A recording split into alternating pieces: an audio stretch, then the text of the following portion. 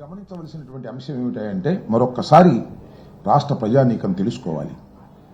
తిరుమల తిరుపతి దేవస్థానం అనేది చాలా పవిత్రమైనటువంటి దేవాలయంగా ప్రపంచవ్యాపితంగా కోట్లాది మంది భక్తులు భావిస్తూ ఉంటారు. అంతేకాదు పవిత్రతకే కాదు నాణ్యతకి పరిశుభ్రతకి కూడా చాలా పేరు ప్రఖ్యాతులు గడించినటువంటి దేవాలయం.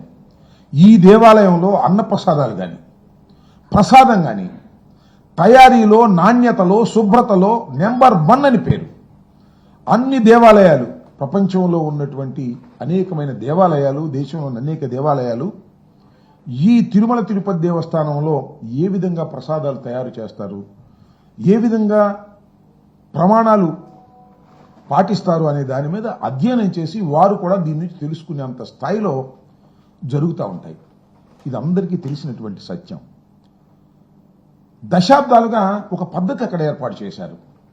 ఆ పద్ధతి ఏమిటంటే ఏదైనా సరే ఒక లడ్డూ ప్రసాదానికి ఆవు నెయ్యిని పవిత్రంగా వాడతారు. ఆ ఆవు నెయ్యి సరఫరా చేసేటటువంటి వారికి ప్రతి 6 నెలలకి ఒకసారి టెండర్ వేస్తారు. ఇదేది చంద్రబాబు నాయుడు గారు చేసిందో జగన్మోహన్ రెడ్డి గారు చేసిందో కదా, ఇది ఆనవాయితీగా వస్తున్నటువంటి అంశం. ప్రతి 6 నెలలకి ఒక ఈ టెండర్ పిలుస్తారు. ఈ టెండర్లో ఎవరైతే L1గా వస్తారో వారికి ఇస్తారు. ఇచ్చిన తర్వాత వారు సరఫరా చేసేటటువంటి నెయ్యిని పరిశీలన చేస్తారు, టెస్ట్ చేస్తారు. దాని నుంచి శాంపిల్స్ తీస్తారు. శాంపిల్స్ తీసి 3 టెస్టులు చేస్తారు. ఆ 3 టెస్టుల్లో పాస్ అయితే ఖచ్చితంగా ఇవి బాగున్నాయి, కల్తీ లేదు అని తెలిస్తేనే దాన్ని కొండ మీదకు పంపిస్తారు. ఇది వాళ్ళు జరుగుతున్నటువంటి అంశం కాదు. ఒకవేళ ఆ 3 టెస్టుల్లో కల్తీ కానీ కరెక్ట్గా కానీ లేదు అని భావిస్తే వెంటనే తిరిగి పంపించేస్తారు. అలా జగన్మోహన్ రెడ్డి గారి హయాంలోనూ సుమారుగా 18 ట్యాంకర్లు పంపించేశారు. అలాగే చంద్రబాబు నాయుడు గారి టైంలో కూడా 2014-19లో కూడా నాణ్యత లోపించింది, టెస్టుల్లో సరిగా లేదు అని భావించినప్పుడు వాళ్ళు కూడా పంపించారు. ఇదేం కొత్త కాదు. చంద్రబాబు నాయుడు గారి హయాంలో కానీ జగన్మోహన్ రెడ్డి గారి హయాంలో కానీ ఏదైతే టెస్టులు పాస్ కాలేదో, అక్కడ కరెక్ట్గా లెక్కలు రాలేదో ఆ నాణ్యతకు సంబంధించి వాటిని రిజెక్ట్ చేసి కిందకి పంపించేస్తారు. ఏదైతే నాణ్యత బాగుందనేది వచ్చిందో వాటిని మాత్రమే అన్న ప్రసాదాలకు వాడతారు. ఎక్కడ ఇంకా కల్తీ కలిసే అవకాశమే లేదు. ఈ టెస్టులన్నీ పాస్ అయిన నెయ్యినే వాడినప్పుడు ఇక లడ్డూ ప్రసాదంలో కల్తీ కలిగే అవకాశమే లేదు అనేది అందరికీ తెలిసినటువంటి సత్యం. ఇవాళ చంద్రబాబు నాయుడు గారు అధికారంలోకి వచ్చారు. జూన్ 4వ తారీఖున ఫలితాలు వచ్చాయి. చంద్రబాబు నాయుడు గారు జూన్ 12వ తారీఖున ప్రమాణ స్వీకారం చేశారు. జగన్మోహన్ రెడ్డి గారు హయాంలో ఉండంగానే రొటీన్గా వచ్చినటువంటి టెండర్స్లో టెండర్లు ఫైనలైజ్ అయ్యాయి. ఆ టెండర్లు ఫైనలైజ్ అయింది ఏఆర్ సప్లైకి సంబంధించినటువంటి వాళ్ళు సప్లై ఇవ్వడానికి టెండర్ ఫైనలైజ్ అయింది. వాళ్ళు సప్లై ఎప్పటి నుంచి చేయటం మొదలెట్టారు అంటే జూన్ 12, 21, 25, 4 ఇవన్నీ కూడా చంద్రబాబు నాయుడు గారు ముఖ్యమంత్రి అయిన తరువాత మాత్రమే సరఫరా ప్రారంభమైంది. ఆ సరఫరా ప్రారంభమైతే జూన్ 12, జూన్ 21, జూన్ 25, జూన్ 4 తారీఖుల్లో వచ్చినటువంటి ట్యాంకర్లన్నీ కూడా టెస్టులు చేశారు, శాంపిల్స్ తీసుకున్నారు, బ్రహ్మాండంగా ఉన్నాయని పంపించారు. ఆ తర్వాత జూలై 6వ తారీఖున, జూలై 12వ తారీఖున కొన్ని ట్యాంకర్లు వచ్చాయి. ఆ ట్యాంకర్లను టెస్ట్ చేశారు, అవి ఫెయిల్ అయినాయి. ఫెయిల్ అయిన వాటిని తిరిగి పంపించేశారు. ఇది జరిగినటువంటి అంశం.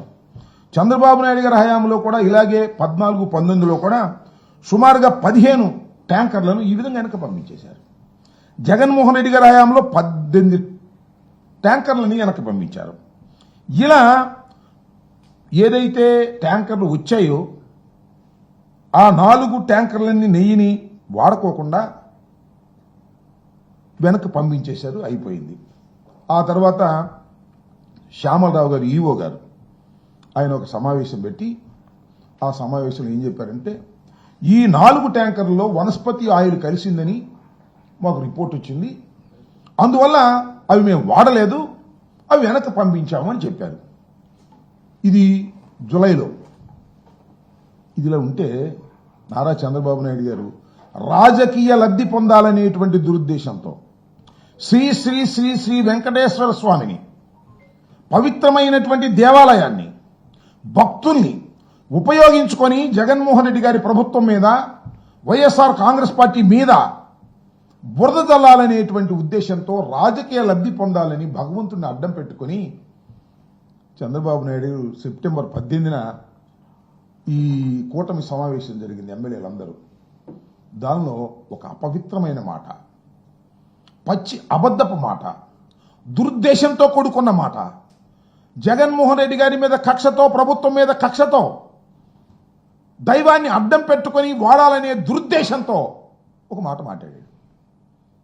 లడ్డూ ప్రసాదాల్లో నెయ్యిలో కాదు, సరఫరా చేసి నెయ్యిలో కల్తీ కలిస్తే ఆ నెయ్యిని మేము వెనక్కి పంపించాము అని చెప్పుకోకుండా, ఈవో గారేమో వెనక్కి పంపించేశాము, దాన్ని వాడలేదని చెబితే ఆయన ఏమన్నాడంటే లడ్డూ ప్రసాదంలో పంది కొవ్వు,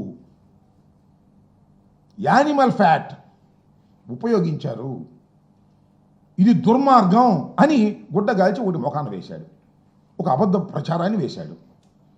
దాన్ని ఇవాళ లాక్కోలేక పీక్కోలేక కింద మీద పడతా ఉన్నాడు. దైవాన్ని అడ్డం పెట్టుకొని మా మీద, జగన్మోహన్ రెడ్డి గారి మీద, ముఖ్యంగా అక్కడ ఉన్నటువంటి కరుణాకర్ రెడ్డి గారి మీద, సుబ్బారెడ్డి గారి మీద, ధర్మారెడ్డి గారి మీద, వీళ్ళందరి మీద ఆరోపణలు చేసి రాజకీయంగా లబ్ధి పొందాలనేటువంటి ఒక నీచమైన ఎత్తుగడతో, దైవాన్ని అడ్డం పెట్టుకొని రాజకీయ లబ్ధి పొందాలనే దుర్మార్గంతో ఆరోపణ చేశాడు.